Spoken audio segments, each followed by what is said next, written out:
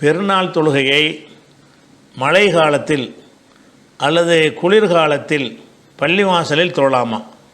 மழை பெய்து கொண்டிருக்கும் பொழுது பெருநாள் தொழுகையை ரசூல் ஸல்லல்லாஹு அலைஹி வஸல்லம் அவர்கள் பள்ளியில் தொழுவதாக ஹதீஸ் ஹாக்கிமில் ஒரு ஹதீஸ் உள்ளதாக சொல்கிறார்களே அப்படின்னு சொல்லி நவீதுங்கிற ஒரு சகோதரர் கேட்குறார்.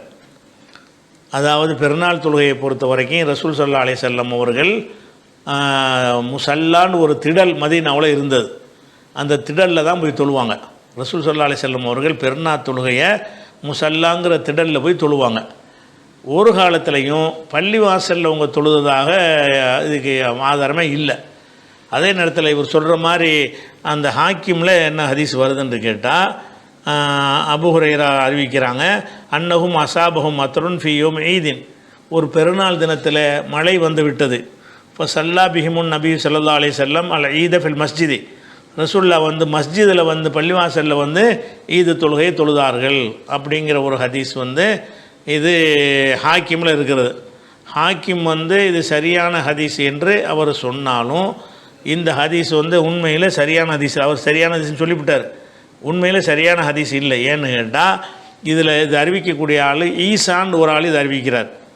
ஈசா பின் அப்துல் அலா பின் அபி ஃபர்வா அப்படிங்கிறவர் இதனுடைய அபூ ஹுரைராட்டிருந்து ஒருத்தர் அறிவிக்கிறார். அவரிடமிருந்து அறிவிக்கிறவர் வந்து ஈசா. அது அபூ ஹுரைராட்டிருந்து ஒருத்தர் அறிவிக்கிறார்.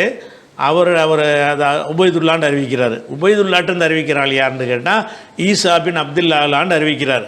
இந்த ஈசா பின் அப்துல்லா அலாவை பொறுத்த வரைக்கும் இவர் யாருங்கிற விவரமே கிடையாது. புலுகுல் மராமில் இப்னு ஹஜர் சொல்கிறாரு, இஸ்னாது லையினுன், இந்த பலவீனமான ஒரு சனது இது அப்படின்னு சொல்கிறார். அதே மாதிரி தஹபி மீசானில் சொல்கிறாரு, லாயக்காது யூரஃபு, இவர் யார் என்று ஒரு அறியப்படாதவராக இருக்கிறாரு. ஹாதா ஹதீஸுன் முன்கருன், இது நிராகரிக்கப்பட்ட ஒரு ஹதீஸாக இருக்குது அப்படிங்கிறாரு.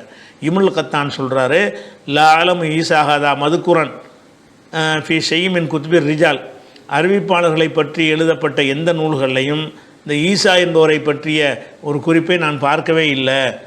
ஒலாஃபி கைரி ஹாதல் இசனாத், இந்த ஒரு சனதை தவிர வேறு எந்த இடத்துலையும் இவரை பற்றி பேச்சே இல்லை.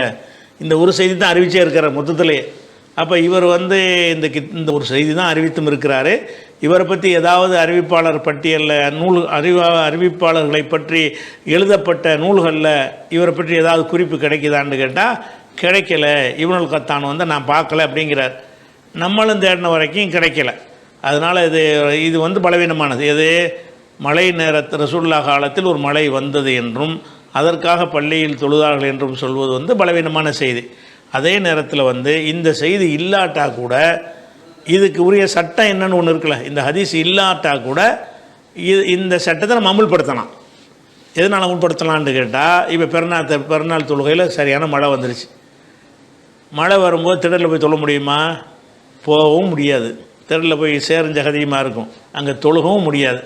இந்த மாதிரியான ஒரு நிலைமை ஏற்படும் பொழுது பொதுவாக நமக்கு மார்க்கத்தில் என்ன இருக்குன்னு கேட்டால், நீங்கள் வந்து அவங்கவுங்க வீட்டில் இருந்துக்கிறங்க, சேர் நடந்து பள்ளிக்கே வராது என்று சொல்கிறாங்க. மழை சரியான மழையாக இருந்துச்சுன்னு சொன்னால் உங்கள் இடத்துல நீங்கள் தொழுதுக்கிறங்க. சல்லு ஃபேரி ஹால், நீங்கள் உங்களுடைய கூடாரங்களில் தொழுது கொள்ளுங்கள் அப்படின்னு என்ன செய்கிறாங்க. பள்ளி வாசலுக்கு வருவதற்கே மழை நேரத்தில் வேணாங்கிறாங்க. அப்போ பெருநாள் நேரத்தில் இப்படி பள்ளிவாசலாவது மேலே கூரை போட்டிருக்கும், பள்ளிவாசலில் மேலே கூரை போட்டிருக்கும் பொழுது அப்போ வந்து மழையினால் பெரிய பாதிப்பு வராது. இருந்தாலும் வர்ற வழியில் மழை இருக்கும்ல, பள்ளிக்குள்ளே வந்து சேஃப்டியாக உள்ளே வந்துட்டால் கூட வர்ற பாதைகளில் மழை தண்ணீரும் சேரும் சகதியுமாக இருக்கும், மழை வேறு கொட்டிக்கிட்டு இருக்கும். அப்படிப்பட்ட ஒரு நிலத்தை ரசூல் என்ன செய்கிறாங்கன்னு கேட்டால், மழை வந்துட்டால் பாங்கே மாற்றிடுறாங்கல்ல, ஹையா அலசலான்னு சொல்கிறதுக்கு பதிலாக அலா சல்லு ஃபிர்ரிஹால்னு பாங்க மாற்றிடுவாங்க. மழை காலத்தில் எப்படி செய்வாங்கன்னு கேட்டால், மக்களே ஹையா அல்லாஹுபுர் அல்லாஹ் அஷத் அல்லா இலாஹ இல்லல்லான்னு சொல்லிட்டு ஹையா அலசலான்னு சொல்கிறோம்ல, அந்த வார்த்தையை நீக்கிவிட்டு அலா சல்லு ஃபிர்ரிஹால், உங்கள் இடத்துல தொழுது கொள்ளுங்கள். பாங்கு சொல்வது ஒரு அடையாளத்துக்கு தானே தவிர உங்களை அழைக்கிறதுக்கு நாங்கள் சொல்லலை அப்படிங்கிற மாதிரி என்ன செய்வாங்கன்னா பாங்கு வக்துக்கு சொல்லிடுவாங்க. அந்த பாங்குடைய வாசகத்தை எப்படி சொல்லுவாங்கன்னு கேட்டால் அலா சல்லு ஃபிர்ரிஹால், உங்கள் இடங்களில் தொழுது கொள்ளுங்கள் என்றதை அறிவிப்பாங்க. அந்த அடிப்படையில் இந்த மழை வந்துருச்சுன்னு சொன்னால் நீங்கள் வந்து அவங்கவுங்க இடத்துல தொழுங்க, பள்ளிக்கு வரணும்னு அவசியம் கிடையாது. வீடு அதாவது திடலுக்கு வரணுங்கிற அவசியமும் கிடையாது. அல்லது வந்து பள்ளிக்கு தான் வரணுமா என்று கேட்டால் அந்த பள்ளிக்கு கூட வரணும்னு அவசியம் கிடையாது. எப்போ அவசியம் கிடையாது? அந்த மழை மழை பெஞ்சிக்கிட்டே இருக்குன்னு வைங்க, மழை பெய்து கொண்டே இருக்குது என்று சொன்னால் அப்போ என்ன செய்யணும்னு கேட்டால், நீங்கள் பள்ளிக்கும் வரணும், அதை சேருது நினைஞ்சு தான் வரணுமாக இருந்தால் அதுக்கு மார்க்கத்தை சலுகை உங்கள் வீட்டில் தொழுகிற வேண்டி தான். பெருநா தொழுகையை உங்கள் வீடுகளில் தொழுது கொள்ளுங்கள் அப்படின்ட்டாங்க. அதே நேரத்தில் மழை பெய்து முடிந்து விட்டது, அது தெருவெலாம் காஞ்சி விட்டது. ஆனால் நீங்கள் எந்த இடத்துல தொழுகிறதுக்கு ஏற்பாடு செஞ்சீங்களோ அந்த இடத்தில் தொழ முடியாது, சேரும் சகதியுமாக இருக்குது. அப்போ என்ன செய்யலாம்? பள்ளிக்கு வாங்கன்னு சொல்லலாம். இல்லை அதுக்கு என்ன தொழுவணும்ல, அப்போ பள்ளிக்கு வாங்கலை. மூணாக நீங்கள் பிரிக்கணும். அதாவது மழை பெய்து கொண்டே இருக்கிறது என்று சொன்னால் நீ பள்ளிக்கும் வராத, வீட்டுக்கு அந்த திடலுக்கும் வராதுன்னு சொல்லணும். மழை பெஞ்சிக்கிட்டே இருக்குன்னு வைங்க, அப்போ நம்ம கடமை என்னன்னு பெருநா தொழுகைக்குன்னு வரணும்னு அவசியம் கிடையாது. ஒவ்வொரு குடும்பத்தாரும் வீட்டில் அவங்க தொழுகிற வேண்டியதான்.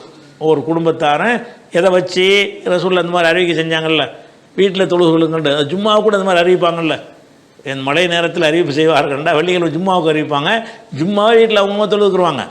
அந்த மாதிரி இந்த ஹதீஸை பலவீனத்தை விட்டுருவோம். இந்த ஹதீஸ் இல்லாவிட்டால் கூட நம்ம சட்டத்தை என்ன செய்யலாம்? பொதுவாக இதுக்குரிய அளவுகளை ரசூல்லா சொல்லியிருக்காங்கல்ல, அந்த ஒரு அடிப்படையில் என்ன செய்யலான்னு கேட்டால் வீட்டிலே தொழுது கொள்ளுங்கள் என்று சொல்லிவிடலாம். ஒன்று, இது எப்போ மழை பெஞ்சிக்கிட்டு இருந்து அல்லது மழை நின்று விட்டது, பள்ளிவாசலில் தொழ முடியும், ரோடெலாம் காஞ்சி இருக்கிறது, அந்த திடலில் போய் தொழ முடியாது, தண்ணி தேங்கி நின்று அதில் தொழுவுறதுக்கான வாய்ப்பு இல்லை. அப்போ அடுத்து நமக்கு உரிய வழி என்ன? பள்ளிவாசலுக்கு வந்துடுங்க. இல்லாத நேரத்தில் திடல் இல்லாட்டி என்ன செய்கிறது? இருக்கிற திடலில் தொழ முடியலைன்னு சொன்னால் அதுக்காக தொழாமல் இருக்க முடியாது. அந்த மாதிரி அடிப்படையில் என்ன செய்யலாம்னா பள்ளியில் தொழுவலாம். அந்த மாதிரி வச்சுக்கிற வேண்டியதான்.